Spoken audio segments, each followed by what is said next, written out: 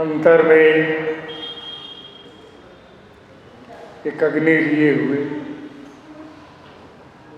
किंतु जिसे प्रेमाग्नि कहना चाहिए, एक ऐसे स्तुत्य कवि जिनको देख करके आप कह सकते थे कि कवि आ गया, और साथ साथ में कविता सुंदरी भी आई। आज उनकी जयंती के अवसर पर आहुत इस अत्यंत मूल्यवान सारस्वत उत्सव और मूल्यवान कवि सम्मेलन में मंच पर विराजमान हमारे अतिथि कवि डॉक्टर रत्नेश्वर सिंह जी, सम्मेलन के उपाध्यक्ष डॉक्टर मधु वर्मा जी, मधुरेश नारायण जी, मीना कुमारी परिहार जी, हमारे मित्र कवि ओम प्रकाश पांडे जी, कमा कौशल शर्मा जी, चंदा जी, और जिनकी स्मृति को तर्पण दे रहे हैं उनके अत्यंत सुयोग्य कवि श्री प्रणव पांडे विशुद्धानंद जी, आयोजन के संचालक रमानंद जी, और दीर्घायु प्रतिष्ठित आप सभी विदुषी देवियों और विद्वान सज्जन, बहुत ही विनम्रतापूर्वक श्रद्धा भाव से विशुद्धानंद जी की स्मृति को नमन करता हूँ, तर्पण देता हूँ।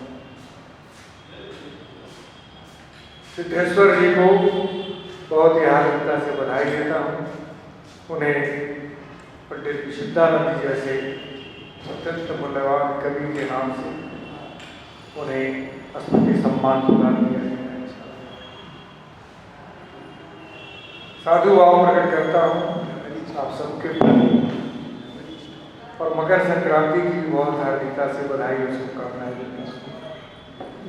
सूर्य आज से उत्तरायण हो गए, अब हर तरफ शुभ और मंगल की संभावनाएं बनी हैं, और ये शुभ भाव हम सबके साथ निखिल विश्व को जाए, संदेश, शुभ विचार, शुभ संवाद, मंगल भाव, ऐसी कामना भी करता हूँ। समय बहुत हो गया है, बहुत समय नहीं लेने का आश्वासन देते हुए विशुद्धानंद जी पर कुछ बात नहीं।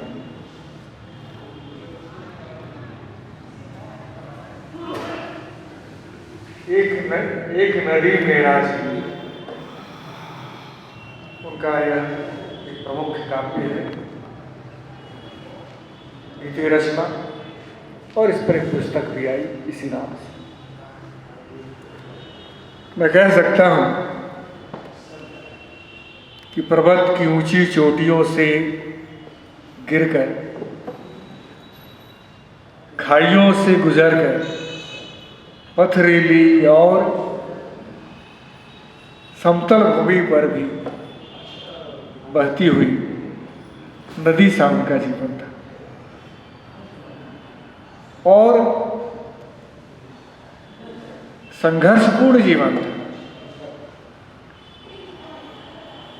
एक प्रकार से करुणापूर्ण जीवन था, किंतु उस जीवन में, उस करुणा में भी, उन संघर्षों में भी, उन विपदाओं आपदाओं में भी वो आनंद में थे, आनंद में रहते थे, इसलिए कि उनका अंतर्मन उस परम चैतन्य से सदा जुड़ा है।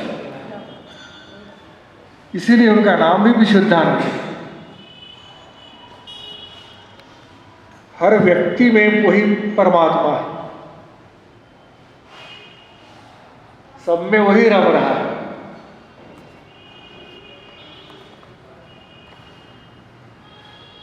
लेकिन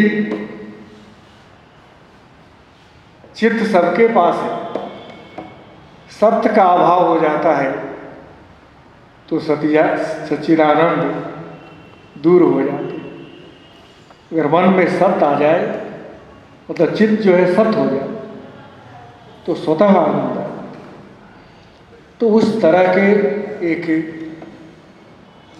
संपूर्ण कवि, एक कवि, एक साहित्यकार जिसको होना चाहिए, या जो होता है, जो संसार की समस्त पीड़ाओं को झेल करके भी वो मुस्कुराता, गुनगुनाता, अपनी पीड़ा को भी उत्सव में बदल देता है। तो गुनगुनाने वाले, पीड़ा को गुनगुनाने वाले, उत्सव में बदल देने वाले एक बहुत बड़े गीतकार थे। मैं उनको प्रणाम निवेदित करता हूँ। और जब से मुझसे जुड़े वो मेरे हो करके, या यूँ कही कि मैं उनका हो गया। हम दोनों का रसायन ऐसा मिला,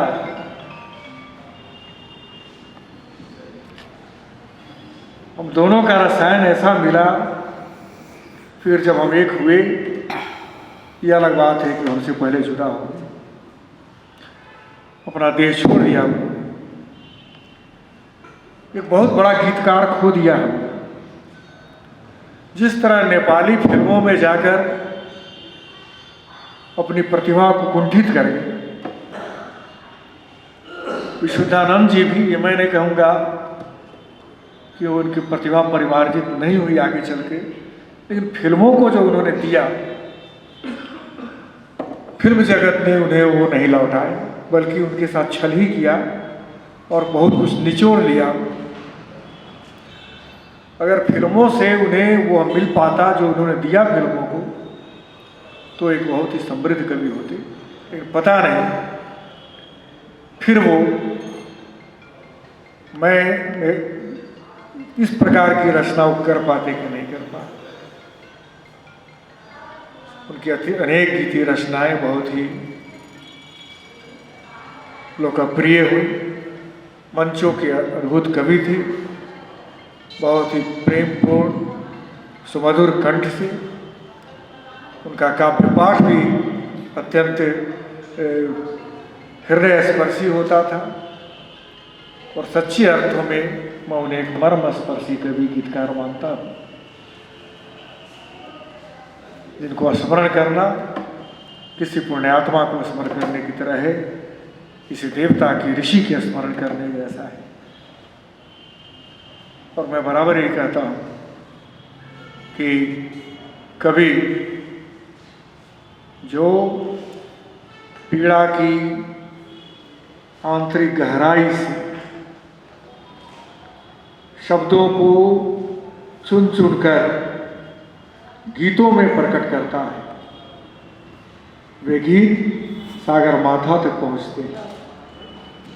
और ऐसे ही गीतों पर और ऐसे ही कवियों पर कविता सुंदरी रिश्ती है, और ऐसे ही कवियों के गले में अपना वो हार अर्पित करती है।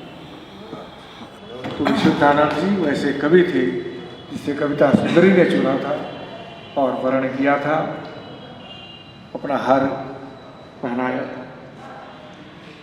एक अत्यंत मैं कहूँगा कि कविता, गीत और साहित्य उनका जीवन भी था,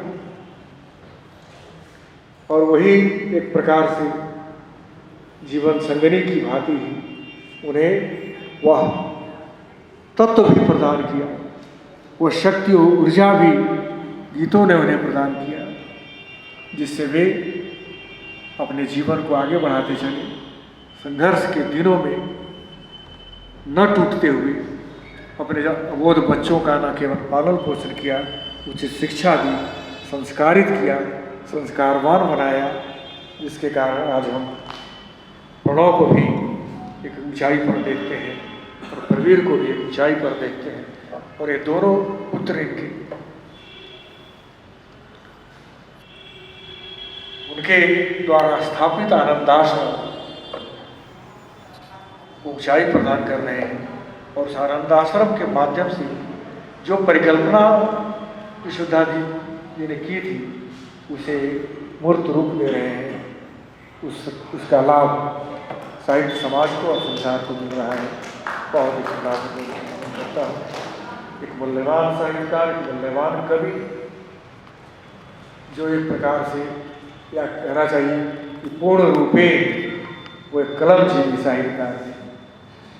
ये प्रणम्य है, प्रणाम निवेदित करता हूँ और कुछ अशार पढ़ देता हूँ।